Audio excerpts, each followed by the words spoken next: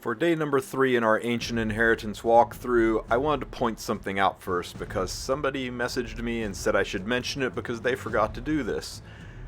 See these little red dots over ranking board and over the little bell in the upper left hand corner? That's where your rewards hide from completion in this. So you want to make sure you click on ranking board first and collect the sky stones courtesy of this guild who first cleared, and then go into the bell and collect all the bonuses that you get for defeating bosses and collecting chests in the game. The whole point of collecting the guild chests is so that you can access these rewards, and they're pretty substantial rewards in many of these boxes, especially the one for completing the priest.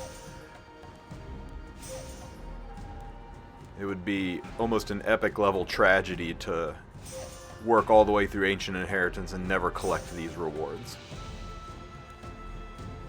So we've defeated the priest on floor number 1, which gives us access to the teleport to take me to floor number 2.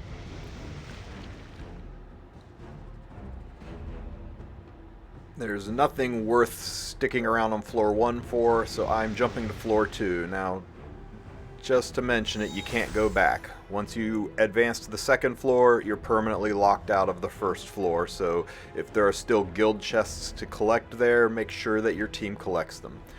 Now, I'm part of the blue team. My map is going up the center and then heading for the Warden. I'll link that map in the description. Feel free to make your own, of course. I'm just giving this one in case you need a little bit of assistance. Now, my guild already powered through the Ferris in the middle here, so I don't need to assist with that fight. I can keep advancing north along my path. In fact, my guild also collected the guild chest that's north of this spot, so I really could have gone around the side, but I went up this way because I wanted to collect relics and that book, but the book's use was already maxed out. And something important that I didn't do last video that I'm making sure I did this video, lessons learned, is you want to check your relic tree and make sure you have room for it. Now, as you see, I'm not level 6 yet, so I cannot get a new relic. So looking in that relic, all I could do is replace the ones I've got, which I'm not a big fan of, and waste provisions. So as disappointing as it is, I'm going to move on and skip this relic. I can't help but think if I could have grabbed that book, I might have had the EXP to get the relic, but they only have 5 uses per guild, I believe. And hey, I grabbed a lot of those books last time, so I can't really complain about it this time. Now, along the way is this tent. Somehow the book got used up, but there were still uses on the tent. So I grabbed my 4 extra provisions and a little experience, and now I can hit this scroll down here. My options on this scroll are not that great. I either do a fight, which will lock out some units. If units die or are used at all in Ancient Inheritance, you can't use them again. And I've got a Warden fight coming up, and I didn't really enlist any spare units, so I take the lesser reward. I am focusing on warriors, so I'll grab this warrior statue on the way through and continue to head up towards the Warden. I found a book on the way. Maybe this will give me enough experience to level.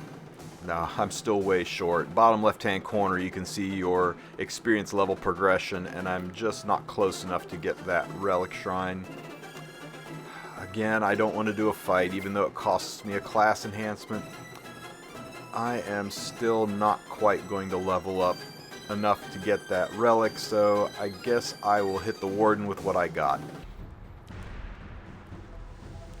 Now, before I do this fight, I'm going to take a peek at my skill tree, especially because of the statues artificially pushing me up to level 7. I can't advance warriors anymore, but I can at least knock my soul weavers up to level 5 as well. Now, I've got to wait until level 6 before I can advance my skills any further, so I guess I will go ahead and do this fight. Now, this is the Fire Lich, so since it's the Fire Lich, it will give a minus 15% to attack, HP, and defense, attack, HP, and speed to all non-ice units. So you want to take a predominantly ice team, especially your damage dealer. Other than that, it's the same as the other Liches. It seals all passives, it strips, It does pop damage when it attacks. It scales up its damage and speed as you go along, so you want to burst it down as quickly as possible and have a relatively decent healer. Now, Amelia isn't the strongest healer, but I'll give her a heal boosting artifact. I mostly want her because she can CR push, and my DPS unit's going to be Luna, and I want to cycle Luna's turns as much as possible. I'll use Kitty Clarissa for additional dual attacks and some damage. Remember, in Ancient Inheritance, your stats all scale equally, and she's a warrior. She actually does decent damage. And I'll finish it off with Sinful Angelica for attack buff, imprint, and more damage. I put Singelica on Prophetic Candlestick to hopefully cycle her skills a bit.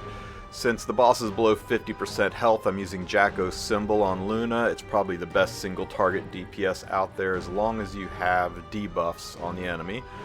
And Kitty Clarissa I'm putting on Symbol of Unity. And Amelia I gave Unfading Memories just to help boost her healing a little bit. Now I know Jacko's Symbol only procs when there is a debuff on the enemy. I'm kind of banking on Defense Break and Attack Break from my units. Oh, for crying out loud. So make sure auto is turned off or you waste a turn pushing a unit who did not need to be pushed. Good job, Amelia. So I'm going to transform Kitty. Will you play with Meow? Meow meow. I'm on my way. And I guess I will go ahead and get an attack buff on Luna this way. I really wanted to just S1 with Singelica to get that attack break so that Jacko's Symbol would proc, and now it just feels really wasted.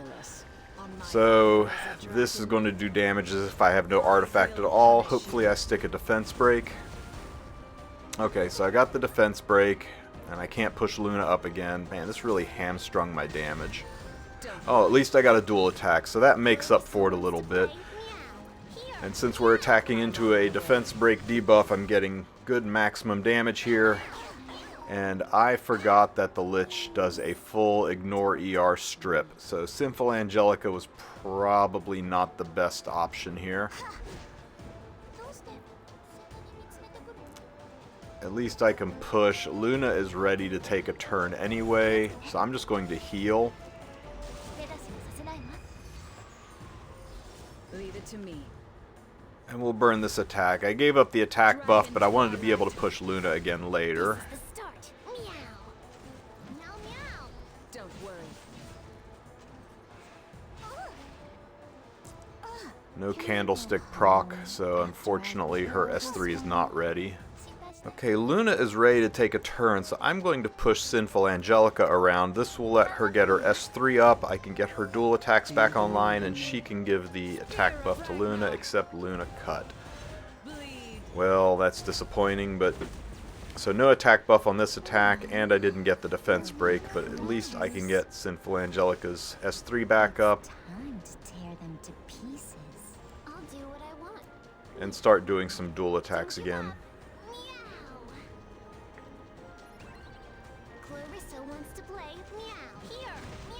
Don't worry.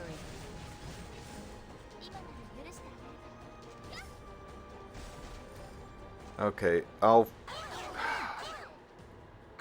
Man, this boss.